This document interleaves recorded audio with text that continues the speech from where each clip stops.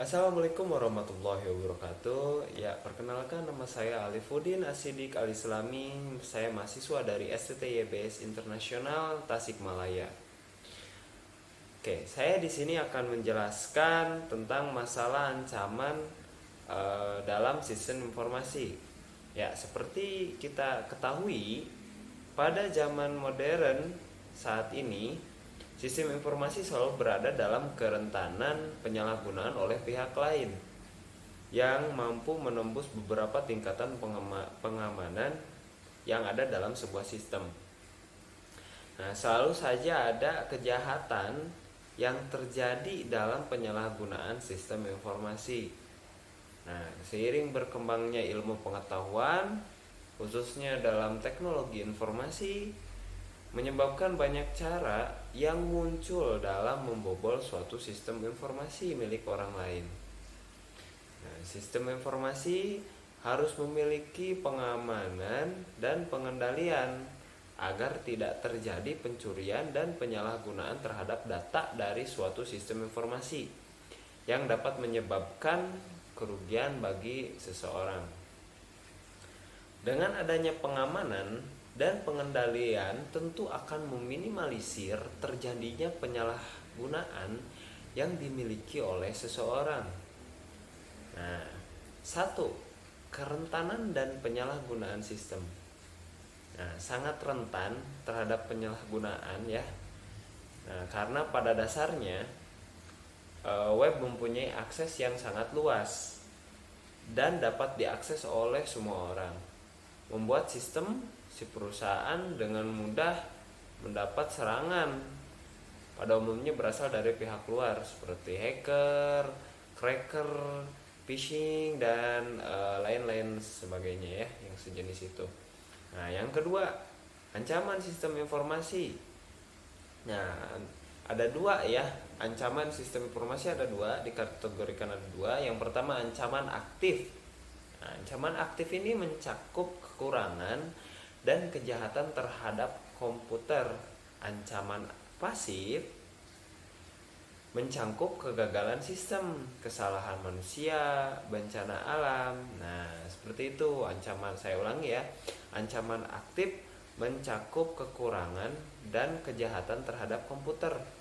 Nah, yang kedua, ancaman pasif itu mencakup kegagalan sistem, kegagalan manusia, dan bencana alam.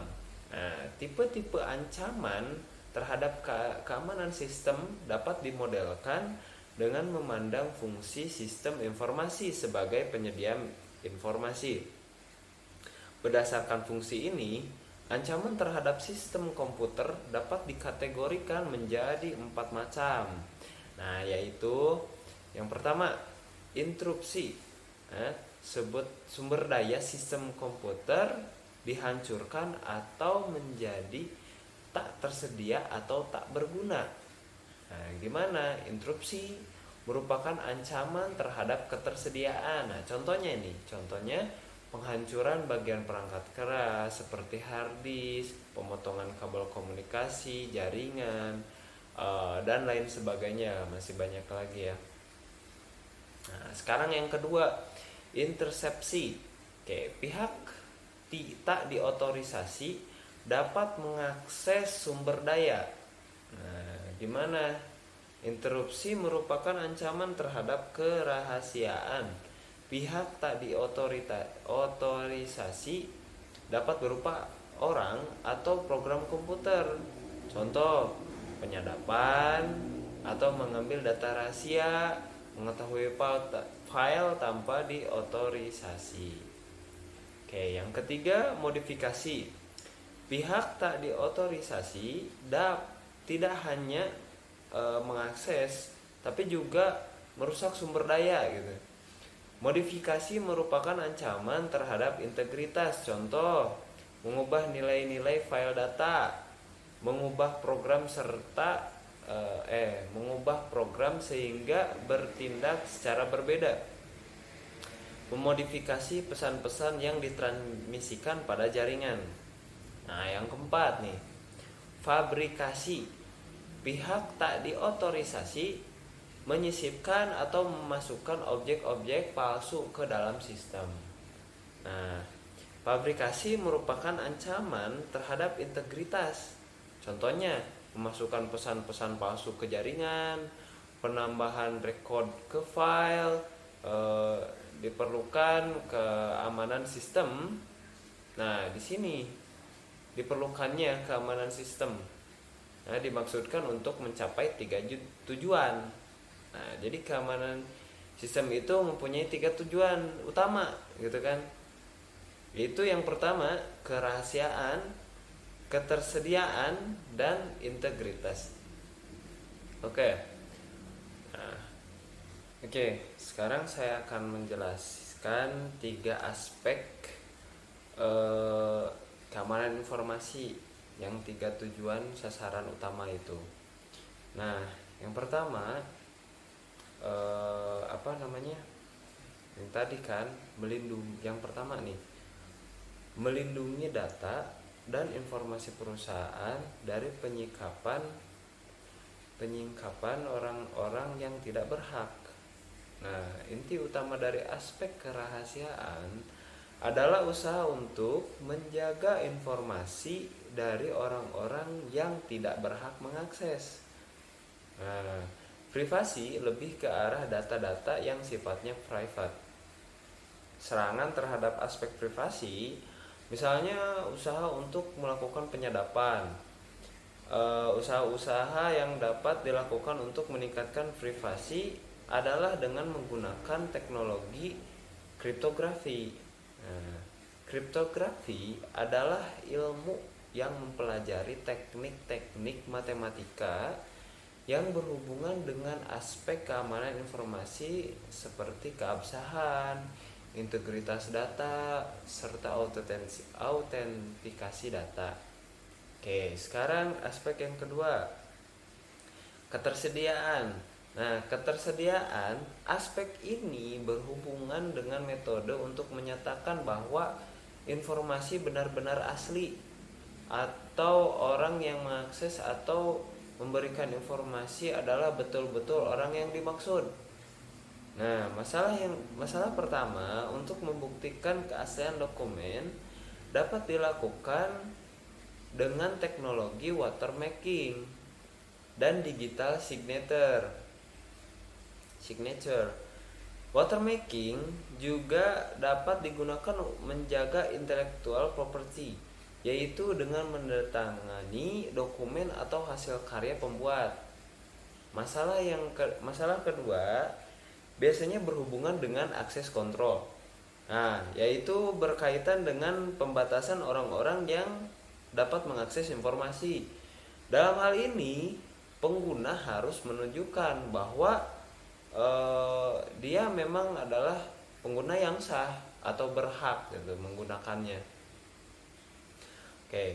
Nah, sekarang yang ketiga, aspek ini menekankan bahwa informasi tidak boleh diubah tanpa seizin pemilik informasi. Adanya virus, trojan horse, atau pemakaian lainnya yang mengubah informasi tanpa izin. Sistem informasi perlu menyediakan representasi yang akurat dari sistem fisik yang direpresentasikan. Oke. Yang ketiga, ancaman pasif aktif ya, yang tadi kan kejahatan terhadap komputer, kecurangan, ancaman pasif ya. Nah, sekarang saya akan menjelaskan macam-macam ancaman dan beserta contohnya. Nih, ancaman alam dan politik.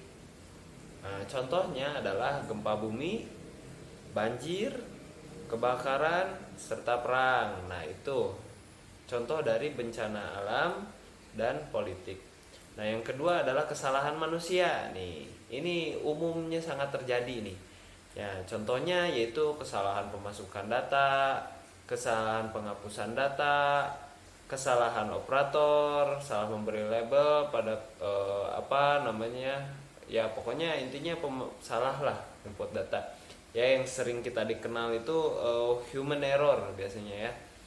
Nah, kemudian selanjutnya kegagalan perangkat lunak dan perangkat keras. Nah, sini contohnya gangguan listrik, kegagalan peralatan, kegagalan fungsi perangkat lunak,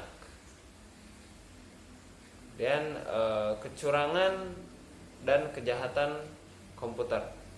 Oke, contohnya penyelewengan aktivitas, penyalahgunaan kartu kredit, sabotase, pengaksesan oleh orang yang tidak berhak. Kemudian program yang jahat, usil seperti worm, hack tool, dan patcher dan lainnya ya. Nah, contohnya itu. Oke. Kontrol operasi. Kontrol operasi dimaksudkan agar sistem beroperasi sesuai dengan yang diharapkan. Nah, termasuk dalam kontrol ini, pembatasan akan akses terhadap data, akses terhadap ruangan yang menjadi pusat data dibatasi sesuai dengan wewenang yang telah ditentukan. Setiap orang yang memasuki ruangan ini harus diidentifikasi dengan benar. Terkadang ruangan ini dipasangi dengan CCTV untuk merekam siapa saja yang pernah memilikinya. Nah, tuh, kontrol ya.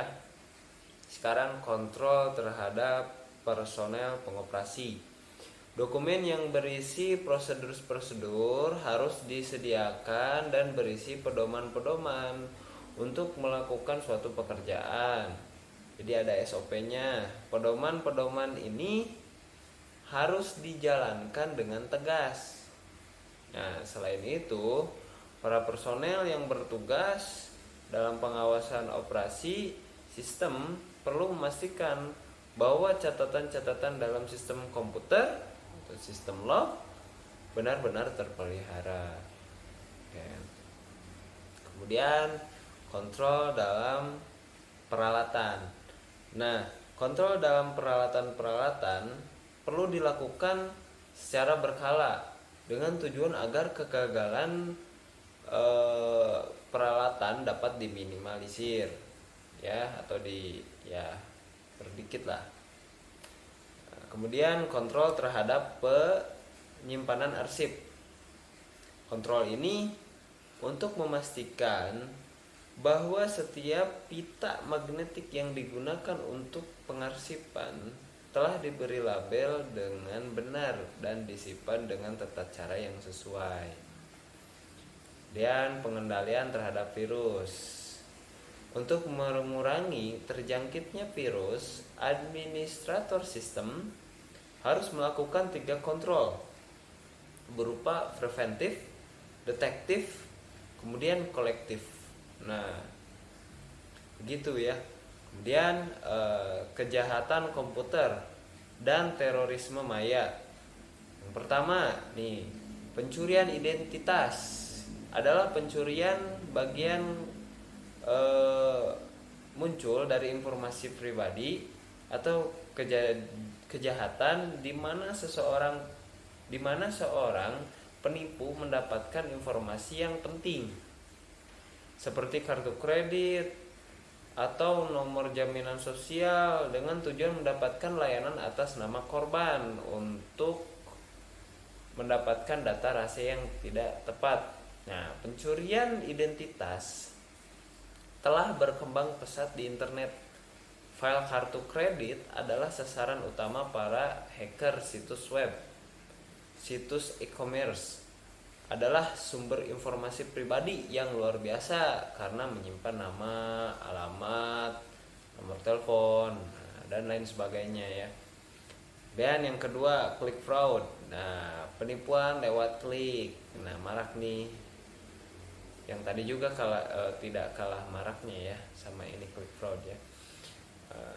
Mengklik dengan tujuan atau mengklik iklan online berbayar untuk menghasilkan biaya per klik yang tak semestinya. Penipuan lewat klik terjadi seseorang atau program komputer dengan curang mengklik sebuah iklan online tanpa maksud, mempelajari lebih lanjut tentang pemasakan iklannya, atau melakukan pembelian. Jadi terkadang ya saya juga sering merasakan ya, menyebalkan sekali ketika kita mau mendownload sesuatu atau kita lagi searching sesuatu, terus kemudian ada muncul pop up atau apapun itu yang merujuk kepada iklan. Nah, dan iklannya yang tidak senonoh ya, atau gimana gitu, penjudian dan lain sebagainya. Ya di sisi lain ada yang tertarik ya dengan itu, tapi di sisi lain itu banyak sekali penipuannya yang terjadi. Nah, kemudian yang ketiga, terorisme maya dan perang maya. Nah, semakin besar perhatian difokuskan pada kerentanan internet atau jaringan lainnya yang dapat dimanfaatkan oleh teroris, Badan Intel luar negeri, atau kelompok lain untuk menciptakan gangguan dan bahaya luas. Nah, serangan maya seperti itu sasarannya mungkin berupa perantik lunak yang menjalankan pembagian listrik, mengendalikan lalu lintas udara, atau jaringan bank-bank atau institusi keuangan besar. Oke, gangguan-gangguan terhadap teknologi sistem informasi. Nah, gangguan-gangguan terhadap teknologi sistem informasi dapat dilakukan secara tidak sengaja. Nah, gangguan terhadap teknologi sistem informasi yang dilakukan secara tidak sengaja dapat terjadi karena yang pertama, kesalahan teknis, technical error. Nah, kesalahan perangkat keras, hardware problems. Nah, yang kedua, kesalahan di dalam penulisan perangkat lunak, syntax error. Nah, kemudian kesalahan logika, logical errors. Nah, kemudian poin yang kedua ada gangguan lingkungan, environmental hazard, atau sering disebut begitu ya, pokoknya gangguan lingkungan. Nah, kegagalan korsleting arus listrik, terus karena petir dan yang lain sebagainya. Kemudian ada yang ketiga nih, kesalahan manusia, human errors. Nah, kegiatan yang disengaja untuk mengganggu teknologi sistem informasi termasuk dalam kategori computer abuse adalah kegiatan sengaja yang merusak atau mengganggu teknologi sistem informasi. Yang kedua, computer crime. Nah, atau computer fraud adalah kegiatan computer abuse yang melanggar hukum, misalnya membobol sistem komputer. Kemudian computer related crime adalah kegiatan menggunakan teknologi komputer untuk melakukan kejahatan, misalnya dengan menggunakan internet untuk membeli barang dengan menggunakan kartu kredit. Seperti itu ya. Nah, lanjut lagi cara melakukan gangguan teknologi sistem informasi. Nih, ada 3 cara untuk melakukan gangguan terhadap teknologi sistem informasi. Yang pertama, data tampering. Yang kedua, penyelewengan program. Yang ketiga, penetrasi ke teknologi sistem informasi. Nah, 1. Data tampering atau data diddling. Nah, data tampering adalah merubah data sebelum atau selama proses dan sesudah proses dari teknologi informasi. Data diubah sebelum diproses, yaitu pada waktu data ditangkap di dokumen dasar atau pada saat verifikasi sebelum dimasukkan ke teknologi sistem informasi. Nah, data diubah pada saat proses teknologi sistem informasi biasanya dilakukan pada saat dimasukkan ke dalam teknologi sistem informasi. Data diubah setelah proses teknologi sistem informasi, yaitu dengan mengganti nilai keluarannya. Data diubah dapat diganti, dihapus, atau ditambah. kegiatan data tampering ini biasanya banyak dilakukan oleh orang dalam perusahaan itu sendiri. Nah, yang kedua, penyelewengan programming fraud. Dengan cara ini, program komputer dimodifikasi untuk dimaksud kejahatan tertentu. Teknik-teknik yang termasuk dalam kategori ini adalah yang pertama, virus. Ada virus berupa penggalan kode, yang dapat menggandakan dirinya sendiri dengan cara menyalin kode dan menempelkan ke berkas program yang dapat dieksekusi. Selanjutnya, salinan virus ini akan menjadi aktif jika program yang terinfeksi dijalankan. Nah, kemudian yang kedua ada cacing ya, virus cacing, worm. Nah, worm atau si cacing ini adalah suatu program yang dapat menggandakan dirinya sendiri dengan cepat dan menulari komputer-komputer dalam jaringan. Contoh worm yang terkenal adalah yang diciptakan oleh Robert Morris pada tahun 1988. Program yang dibuatnya dapat menyusup ke jaringan yang menghubungkan Massachusetts Institute of Technology, perusahaan R&D, Ames Research Center-nya NASA, dan sejumlah universitas di Amerika. Worm ini telah menyebar ke 6.000 komputer sebelum akhirnya terdeteksi. Nah, si virus ini memang luar biasa ya, si cacing worm ini pokoknya. Kemudian kuda Trojan atau Trojan horse ya, si Trojan ya. Kuda Trojan adalah program komputer yang dirancang agar dapat digunakan untuk menyusup ke dalam sistem. Sebagai contoh, Trojan horse dapat menciptakan pemakai dengan wewenang supervisor atau super user. Nah, pemakai inilah yang nantinya dapat dipakai untuk menyusup ke sistem. Contoh Trojan horse yang terkenal adalah program pada Macintosh yang bernama Sexy Ladies Hypercard, yang pada tahun 1988 membawa korban dengan janji menyajikan gambar-gambar erotis. Sekalipun janjinya dipenuhi, program ini juga menghapus data pada komputer-komputer yang memuatnya. Oke, kemudian ada rundown teknik.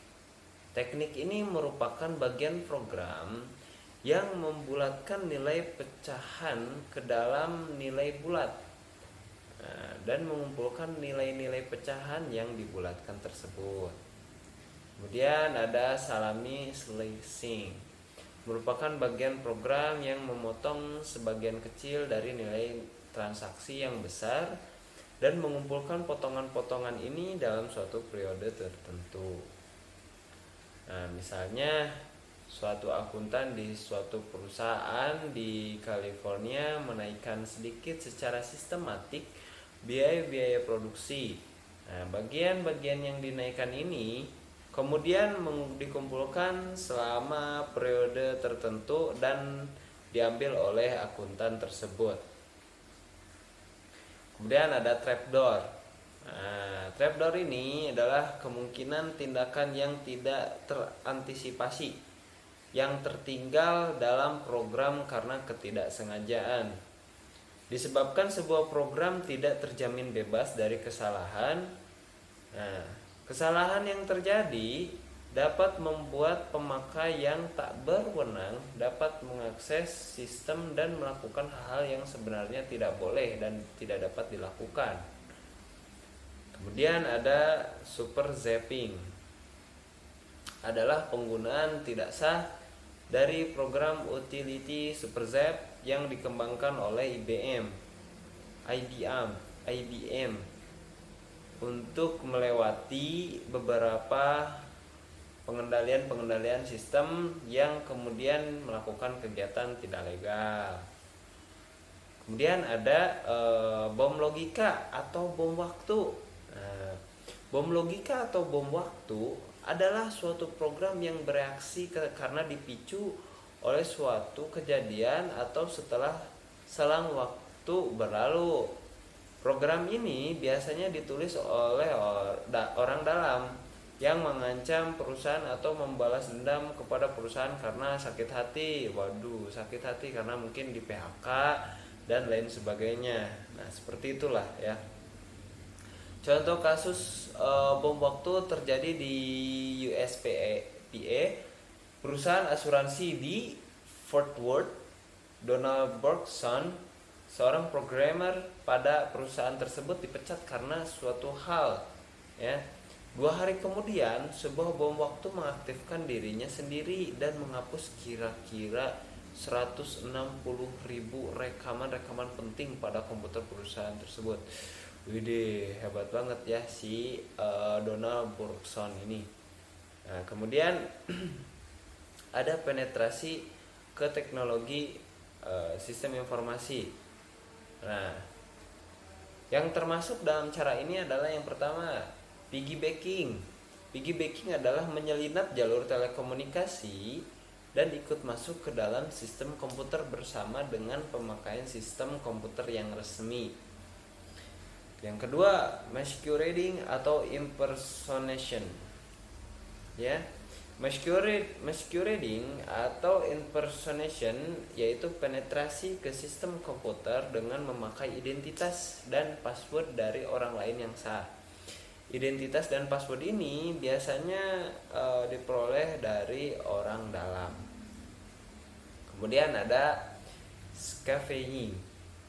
Scavenging yaitu penetrasi ke sistem komputer dengan memperoleh identitas dan password untuk mencari dokumen-dokumen perusahaan.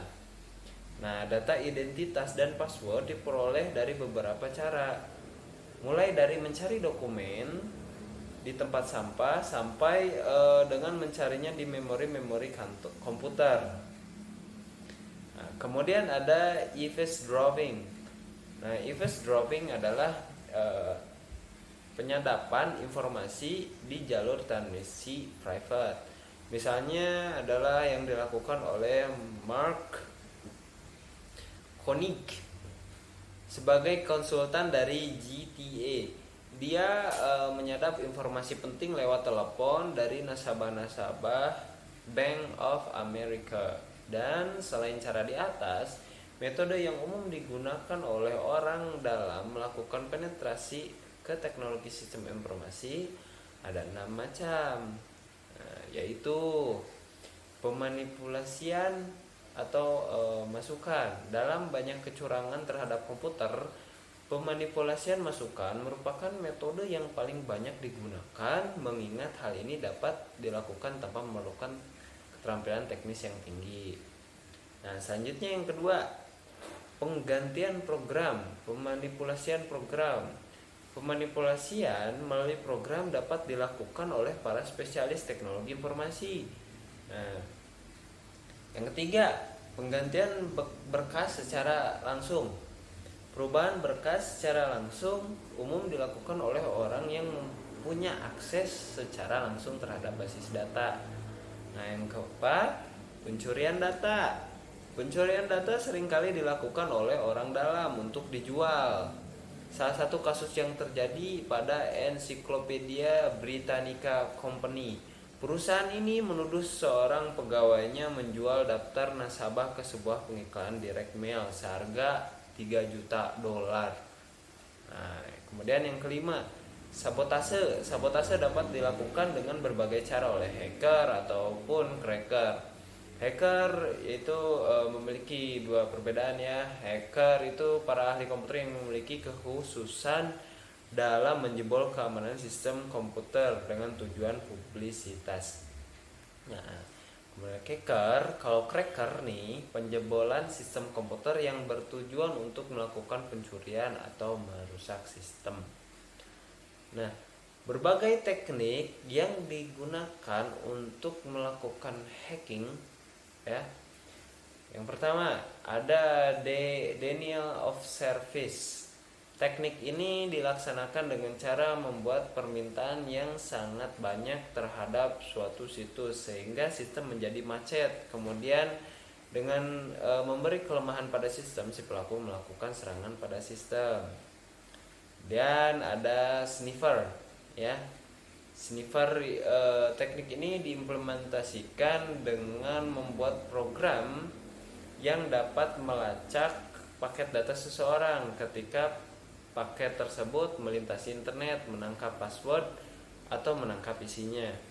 Nah, kemudian ada spoofing, melakukan pemalsuan alamat email atau web dengan tujuan untuk menjebak pemakai agar memasukkan informasi yang penting seperti password atau nomor kartu kredit. Nah, yang keenam, penyalahgunaan dan pencurian sumber daya komputer merupakan bentuk pemanfaatan secara ilegal terhadap sumber daya komputasi oleh pegawai dalam rangka menjalankan bisnisnya sendiri. Nah, ini adalah kemudian cara menjaga keamanan sistem informasi. Nah, setelah tadi cara mengobolnya, dan sekarang saya akan menjelaskan cara menjaga keamanannya. Yang pertama, protect with password. Semua akses ke jaringan maupun data sangat sensitif dan harus dijaga dengan nama pengguna dan kata kunci yang unik. Sandi yang kuat berisi angka, huruf, dan simbol. Yang kedua, design safe system. Hilangkan akses yang tidak perlu ke hardware maupun software Anda dan batasi hak akses pengguna hanya untuk peralatan dan program yang dibutuhkan saja. Yang ketiga, conduct screening and background check. Melakukan screening dan pemeriksaan latar belakang pada karyawan perlu dilakukan. Nah, kemudian ada provide basic training. Pelanggaran keamanan yang tak terhitung jumlahnya kerap terjadi akibat kesalahan dan kecerobohan manusia. Nah, jadi sebelum dikerjakan alangkahnya di training dulu dan dikasih tahu ya SOP-nya itu kayak gimana gitu. Nah, kemudian ada avoid unknown email attachment. Jangan pernah mengklik lampiran email yang tidak dikenal, yang kemungkinan bisa berisi virus komputer. Nah, hati-hati ya, banyak email masuk spam, gimana gitu kan. Saya pernah kena, dan itu email penuh sama sampah-sampah, sumpah. Banyak sekali virus. Yang keenam ada hang up dan callback. Jika Anda menerima panggilan dari orang yang tidak dikenal yang tiba-tiba ingin memberikan hadiah dan berpura-pura hadiah itu diberikan oleh perwakilan dari bank atau mitra lainnya, segera akhiri panggilan yang tidak dikenal tersebut. Ini paling marak di Indonesia. Nah, sekarang nggak lewat telepon lagi, lewat SMS ya. Waduh, kami dari perusahaan ingin selamat Anda mendapatkan hadiah bla bla bla bla bla bla bla bla. Nah, jangan dipercaya ya.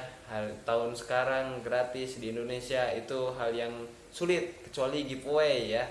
Oke. Kemudian think before clicking. Untuk menghindari penipuan yang terjadi melalui email yang meminta informasi nama pengguna, kata sandi atau informasi pribadi, Anda harus mempertimbangkannya kembali agar Anda tidak terdorong ke sebuah situs web palsu yang mendorong calon korban untuk memasukkan data mereka sendiri. Nah, kemudian yang kedelapan, use a virus scanner and keep all software up to date. Oke? Menjaga perangkat lunak agar terus up to date juga mampu mencegah virus masuk dan membuat keamanan sistem IT terjaga. Nah, yang kesembilan, keep sensitive data out of the cloud. Nah, apa nih maksudnya? Cloud computing menawarkan banyak manfaat dan penghematan biaya kepada bisnis. Nah, jadi si cloud computing ini adalah komputer berbasis awan. Ya, kalau diterjemahkan ya kan seperti itu, tapi enggak. Jadi dia tuh menyimpan data, membackup data entah di mana ya, entah beneran di awan atau di mana, jadi data kita ada backupnya aman gitu di sana. Dan yang ke-10, stay paranoid. Nah, jangan pernah meninggalkan laporan yang bersifat penting dan sensitif di atas meja Anda. Nah, oke. Cukup sekian penjelasan masalah keamanan dalam sistem informasi yang perlu Anda ketahui ya. Terima kasih yang telah menonton video ini. Saya ucapkan terima kasih banyak. Semoga bermanfaat dan mohon maaf apabila saya ada kesalahan-kesalahan dalam berucap kata.